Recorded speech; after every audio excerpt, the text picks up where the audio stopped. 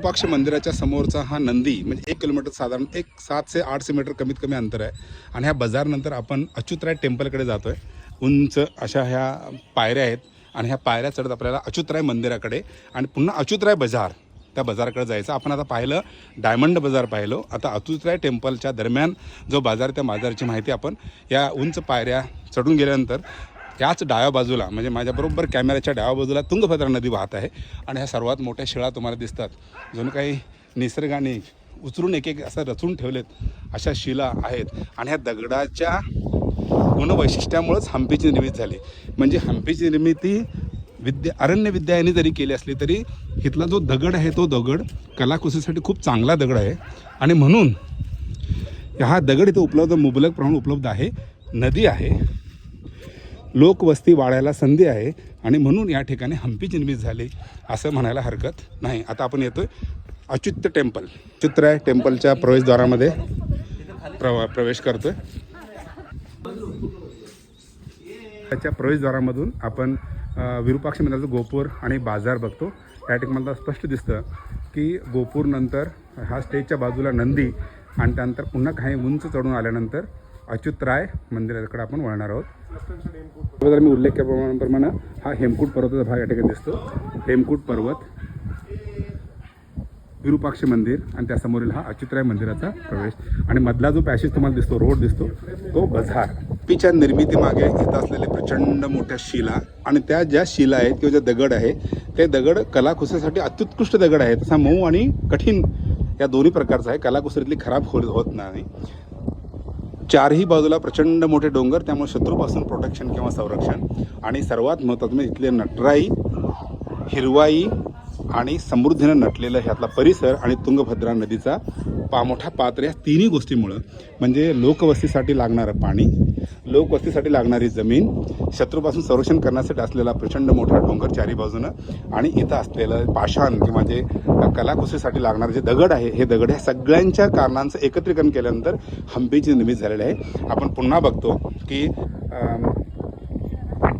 विरूपाक्ष मंदिरापासूनचा हा अच्युतराय मंदिरापासून हा जो तुम्हाला पॅसेज दिसतो किंवा मोठा राजपथ दिसतो आणि हा राजपथ म्हणजेच त्यावेळेचा डायमंड बाजार.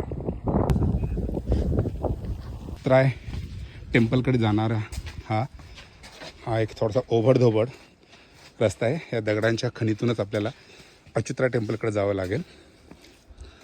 विरूपाक्ष मंदिरापासून साधारण 1 ते 1.5 किलोमीटर अंतरावर हे अच्युतराय टेम्पल या ठिकाणी वसलेलं आहे, जे या डोंगराच्या वरच्या बाजूला उंचावर आहे. आपल्याकडच्या हनुमानाला इथं अंजनेय म्हटलं जातं. अर्थात अंजनेय पुत्र म्हणून अंजनेयाचं मंदिर या ठिकाणी आहे.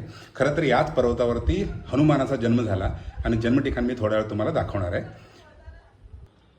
अच्युतराय टेम्पलच्या दरम्यान पहिल्यांदा आपल्याला हनुमान दर्शन म्हणजे अंजनेय टेम्पल या ठिकाणी दिसतं. या हम्पीच्या एकूण डोंगरावरती सर्व क्षेत्रफळावरती 733 हनुमान मंदिर आहेत.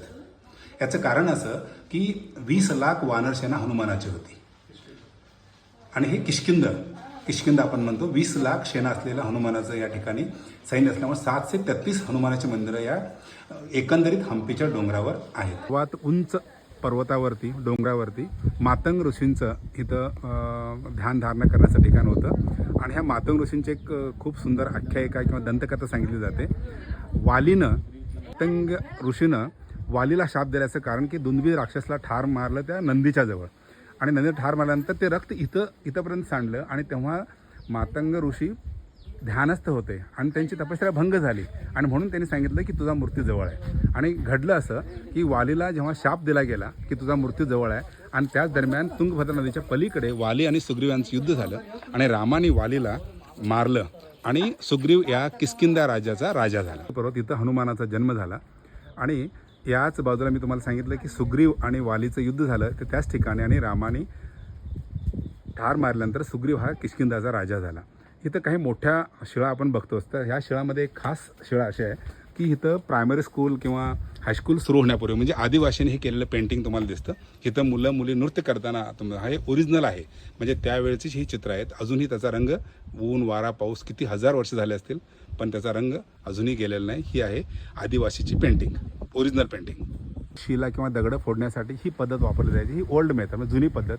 इथं छोटे छोटे तुम्हाला होल दिसतात आणि या होलमध्ये इथलं जातिवंत जे लाकूड आहे ते लाकूड भरलं जायचं लाकडाचे पाचर भरले जायचे आणि त्याच्यामध्ये पाणी घालायचे. त्यामुळं ही सिस्टमॅटिकली ते लाकूड पाण्यामुळं भिजणार आणि भिजून ते फुगणार आणि फुगत असताना ते दगड एकमेकाला बाजूला व्हायचे. ह्यासाठी कालावधी खूप लागायचा, पण तेवढा कालावधी करून त्यावेळी कुठल्या प्रकारचं म्हणजे डायनॅमिक पावडर न वापरता किंवा सुरुंग न वापरता अशा प्रकारचे शिला तोडल्या जायच्या.